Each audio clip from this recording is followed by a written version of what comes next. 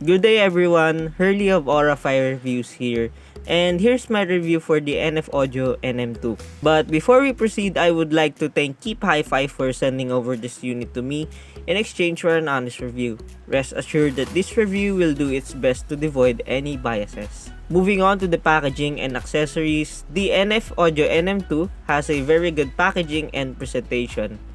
Opening the box reveals the IEMs up top in a CD type of mold. Underneath are the ear tips labeled as Atmosphere and Balance ear tips, 3 sizes each. It also includes a 4-core OFC cable. Opening at the left portion of the box reveals a booklet. Underneath lies a clamshell with a 3.5 female to a 6.3mm male plug inside, as this IEM is very capable on doing monitoring or mixing music capabilities. More into that later. And also it has an extra pair of smaller wide bore ear tips as well. It is smaller compared to the small ear tips located at the right side of the box. Fit and isolation is very good in my ears. It fits flush and snug.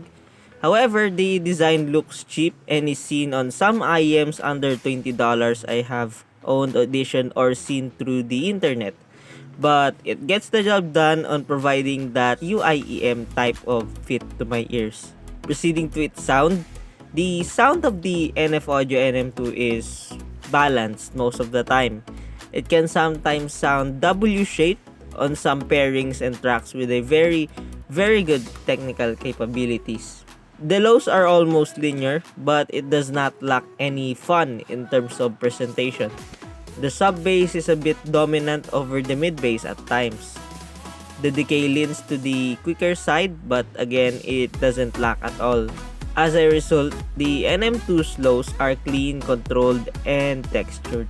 As for the mids are also almost linear with a very small elevation at the upper mids to keep things clear, airy, and sometimes intimate.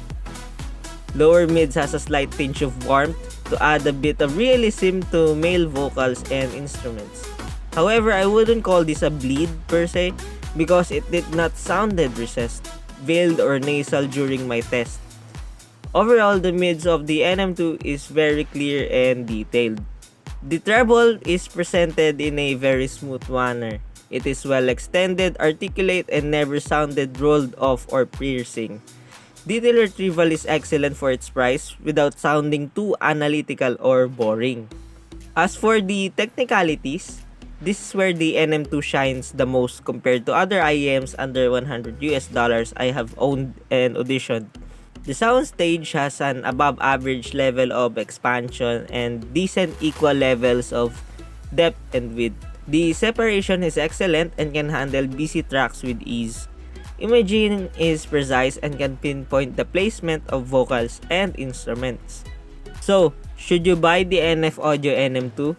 Well, if you want an IEM that will sound nearly excellent on most tracks, can be easily listened with, has a great comfort, fit, and isolation, or maybe you want an IEM for starting music production or mixing and mastering career, the NF Audio NM2 is a great choice that you may consider. But if you prefer aesthetics over function or listening casually, you may want to look elsewhere as this IEM does not have those kind of bling bling or kind of that aesthetic for most people. In the end, it all boils down to your preferences because we listen music and sounds with our ears, not our eyes. Or maybe save up a bit more and spend a bit more for a custom in-ear monitor as it has the best of both worlds, both aesthetic and sound quality most of the time. And that ends my NF Audio NM2 review. All links are posted in the description down below. You may like this video and subscribe to this channel or not. It really depends on you. Thank you for watching.